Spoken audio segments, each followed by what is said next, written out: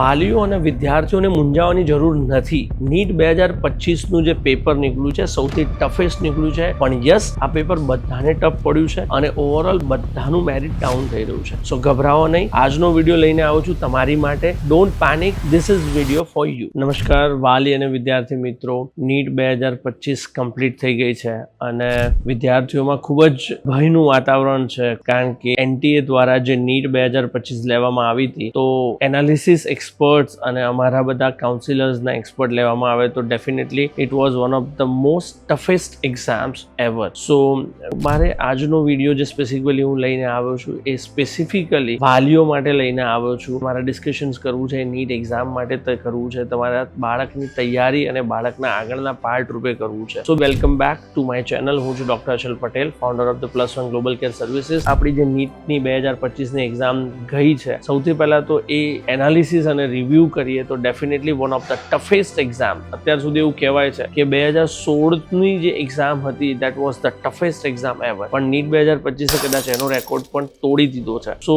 ઘણા બધા સ્ટુડન્ટ્સના મારી પર ગઈકાલના ફોન્સ આવી રહ્યા છે, પેરેન્ટ્સના ફોન આવી રહ્યા છે કે સર માર્ક્સ ઓછા આવી રહ્યા છે, કદાચ એટલું સક્સેસફુલ પેપર નથી ગયું તો શું થશે આગળ. તો કોઈને ગભરાવાની જરૂર નથી. તો સૌથી પહેલા હું કહીશ, ડેફિનેટલી 3 પાર્ટમાં આનું ડિસ્કશન્સ કરીશું. સૌથી પહેલા ફિઝિક્સથી ચાલુ કરીશ. Physics was the toughest one. કદાચ એવા બહુ જ ઓછા બાળકો હશે જેમને હું કહી શકું કે 100 કરતાં વધારે માર્ક્સ આવશે ફિઝિક્સમાં. એવું કહી શકાય કે 40 કરતાં વધારે ક્વેશ્ચન ફિઝિક્સના 100% સાચા થયા હશે, because it was the toughest exams ever.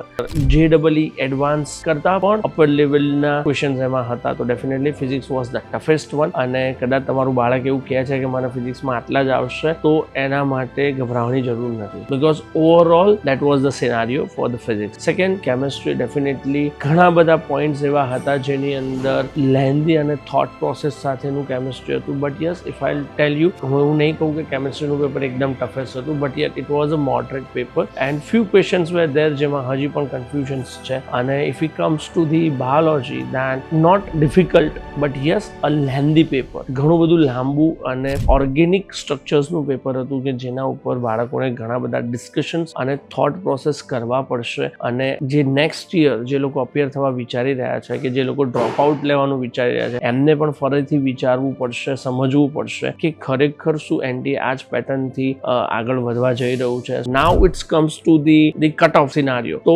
Definitely એક તો 23 લાખ લોકોએ નીટમાં અપિયર કર્યું છે અને એના બેઝિસ ઉપર જે એનટીએ જે પેપર નીકાળ્યું છે, અને બેઝિકલી હું તો એવું માનીશ કે લાસ્ટ યરનું જે બ્લન્ડર થયું હતું ને જે મેક્સિમમ લોકોને 720 માર્ક આવી ગયા હતા, આ માર્ક્સને કમ્પેન્સેટ કરવા માટે NTA has given the strongest and toughest paper of the history. So એના કારણે this year the cut off will be automatically decreased. અને as I am thinking about કે cut off would be more or less 20 થી 25 mark ઓછો થશે. And I think since last 5 years after the Covid this would be the lowest cut off ever. કદાચ એવું થઈ શકે કે 120-125 ની આજુબાજુ કટ ઓફ પાછો આવી શકે છે, જે રીતે પેપરનો સિનારીઓઝ અને એક્સપર્ટ્સના ઓપિનિયન આવી રહ્યા છે. So that food be the cut of સિનારીઓ for the open category. For the reservation category 100 to 115 ની આજુબાજુ કટ ઓફ સેટ થઈ શકે છે. Depends on this government medical કોલેજીસના કટ ઓફ અને જેટલી પણ પ્રાઇવેટ કોલેજીસના કટ ઓફ છે એ બધા કટ ઓફમાં પણ 25 થી 30 માર્કનું ડિડક્શન થઈ શકે છે.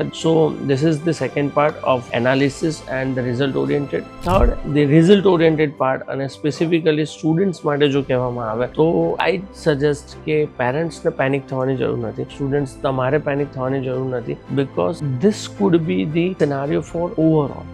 એક એક્ઝામ્પલ્સ આપી દઉં તો last year those who had got around 700 or 715 scores in the NEET, જેમનો 14,000 થી 15,000 ની આજુબાજુનો રેન્ક હતો, કદાચ આ વર્ષે 600 થી 650 ની વચ્ચે પણ સેમ રેન્ક આવી જશે. So this would be the benefit for the students. કે એવું નથી કે તમારી એકલાની જ એક્ઝામ ખરાબ ગઈ છે.